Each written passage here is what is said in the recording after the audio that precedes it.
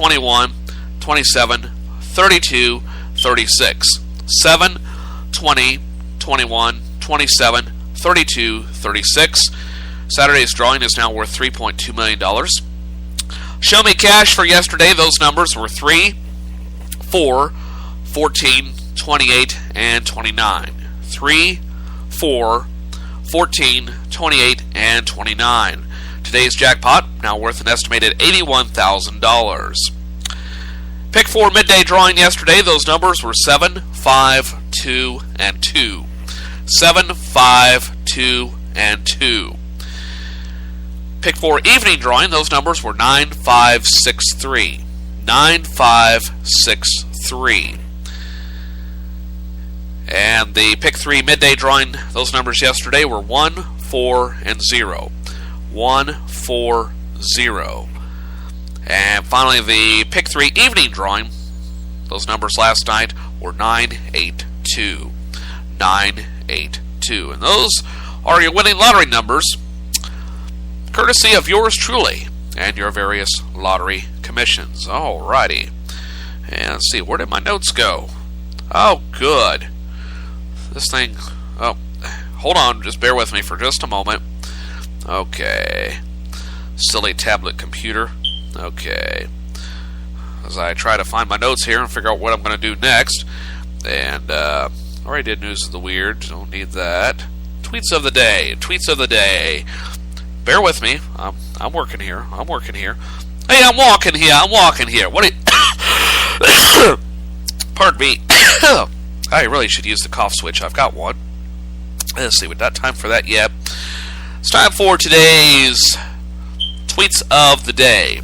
And the topic at hand is, as I mentioned in the news, Bradley Manning was sentenced to 35 years in prison for leaking hundreds of thousands of classified documents to WikiLeaks. And I've gone to the Twitter for comments, and here's what I have found, okay? Mike Drucker says if only Bradley Manning had said that America's secrets were wearing a suspicious hoodie, we might have gotten some justice. Chase Mitt said that sad that Manning is being sent to prison for exposing the injustices of his own government. Anyway, what's he doing with his Xbox? Matt in Winnipeg says Bradley Manning went against the government, not his country. And sadly, there is a difference. Best wishes to Bradley Manning. That's probably the most intelligent tweet I have seen all week. And finally, the Roostar says, hey, Bradley Manning, when you see all those bankers who caused the financial apocalypse in prison, kick them in the butt for me. Oh, wait. They aren't there. And that is today's Twitter feed for this Thursday. What do you say we play the song of the day? We'll get to that in just a moment, but first, we're going to check in with Garrison Keeler and see what he is up to. It's time for the Writer's Almanac, a brand new feature exclusively on your NPR station, and more importantly, on First Cup.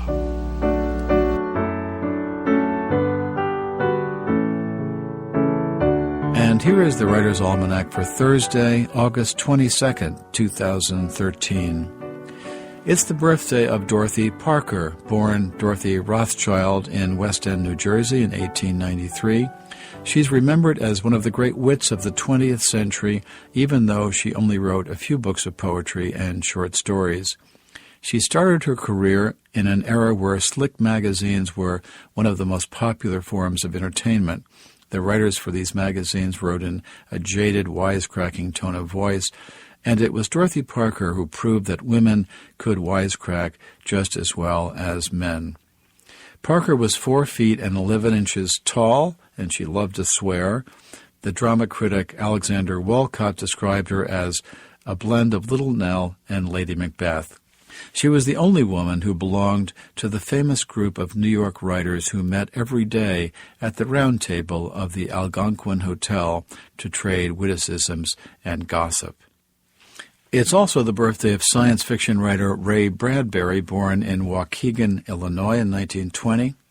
When he was 12 years old, a traveling carnival came to town, and Bradbury met a magician named Mr. Electrico, who talked to him about reincarnation and immortality, and those ideas excited Bradbury so much that he withdrew from his friends and devoted himself to exploring his own imagination.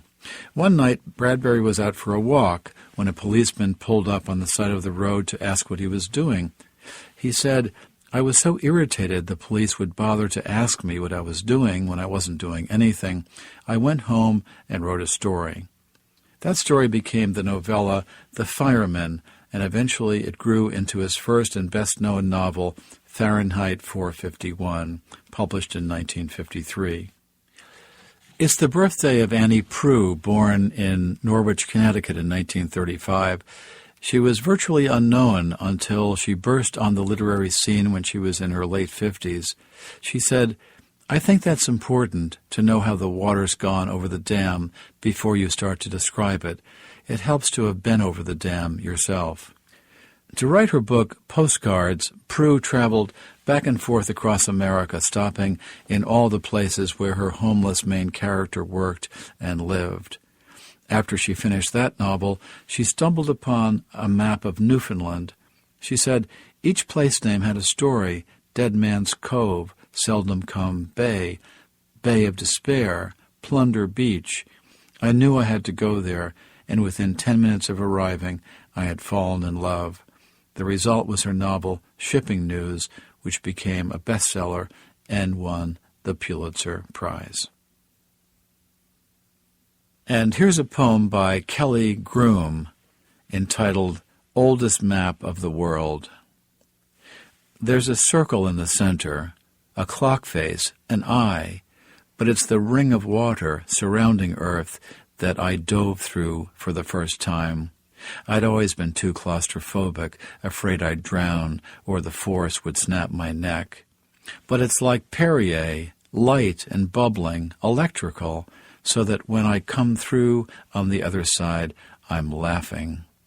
50 miles from Baghdad is the view from Babylon, where the U.S. military builds a helipad and parking lots on top of what was once one of the Seven Wonders. And here we found the first map of the world made of clay, so small it fits in the palm of a hand, the Euphrates emptying into your wrist, and to the north, fingers shade the triangles of mountains. Oldest Map of the World, a poem by Kelly Groom from her book 5 Kingdoms, published by Anhinga Press, and used by permission here on the Writer's Almanac, supported by the Poetry Foundation. You can turn your iPhone or Android into a virtual poetry library with the Poetry Foundation's Poetry app, available to everyone online at poetryfoundation.org/mobile. This is Billy Collins for the Writer's Almanac, hoping you will join us next time. Thank you very much, Billy. And coming up in just a little bit, I'll have the song of the day for you on this Thursday. And it's going to be a bit of a long one, but one of my favorites, of course. So stick around for that. In the meantime, this is a story that I've been wondering how it's going to present to you. And I figured now would be a good time as any. Atheists so often are portrayed negatively in the news media. And as a collective conscience like the Borg, or as being against religion. Now, I can't speak on behalf of my other atheist brethren and sisters, but I can speak from my own experience, of course, and atheists are generally good people. Just like in religion, religious people, you have all walks of life. And I think the majority of atheists are good people, as illustrated in this story. All right? Let's see. This caught my attention in the news yesterday afternoon. At the heart of humanism is the idea that human beings deserve to be treated with dignity, to have their autonomy respected, and to be regarded equally regardless of immaterial differences that have no bearing on one's values, such as color, class, gender, so forth. Well, after several recent interactions with people experiencing homelessness in Phoenix, where temperatures are frequently well over 100 degrees, I have come to realize that homelessness is a vile affront to all of these principles. And as a result, with the help of my humanist community, this came from a young lady in Arizona, if I'm not mistaken, the Flagstaff Freethinkers and several other collaborating organizations says that she is spearheading a unique and provocative project to work toward ending homelessness in Arizona. As of Tuesday, I am living without shelter in Phoenix until we raise $56,310. That's representing $2 for every individual who experienced homelessness in Arizona last year. The money will go to support the Madison Street Veterans Association, which is in danger of losing its women's section due to the lack of funding. Madison Street is a secular 501c3 peer-run group of homeless and formerly homeless veterans offering personal, individualized service, basic resources, community and advocacy for all veterans. Many of the individuals that she has met are living without shelter, have complex, painful, beautiful stories about their lives and about who they are. They also have creative and innovative ideas. They have extraordinary value, and yet they are imprisoned in a way of life that causes extreme suffering both physically and mentally. As humanists, we need to be on the forefront of fighting to ensure that people do not end up without stable homes, especially in places like Phoenix, where those experiencing homelessness often end up with heat stroke, chronically sunburned, and blistered skin, memory and cognitive impairment as a result of lack of sleep, and worse. We ought to find ways to keep families together when they endure financial hardship so that we do not destroy powerful systems of support and send men, women, and children into a spiral of poverty and isolation. And we must create an environment where human well-being is an essential piece of the considerations that weigh into sound economic policy. You can follow the project at Blistering at the Margins, where we'll keep you updated on our fundraising efforts, and we'll all blog from the public library about living without shelter in Phoenix. If we work together, if we share the project on our social media, if we insist that homelessness is unacceptable to the humanist community, we can create remarkable lasting change for people blistering on the margins of society. Please consider a donation to this humanist cause. Together we can raise public awareness of and inform public discourse about homelessness.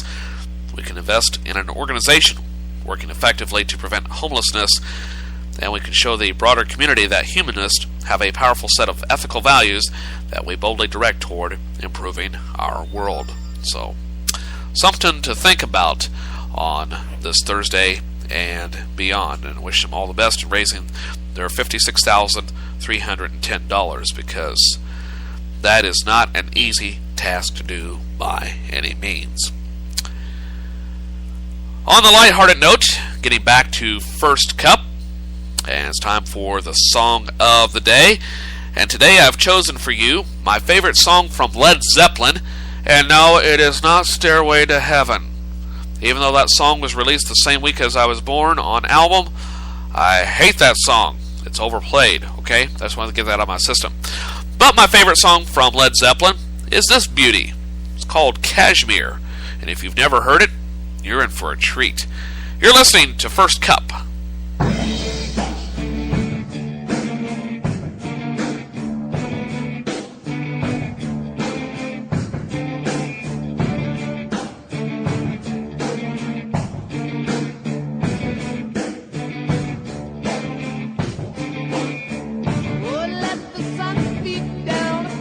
Face.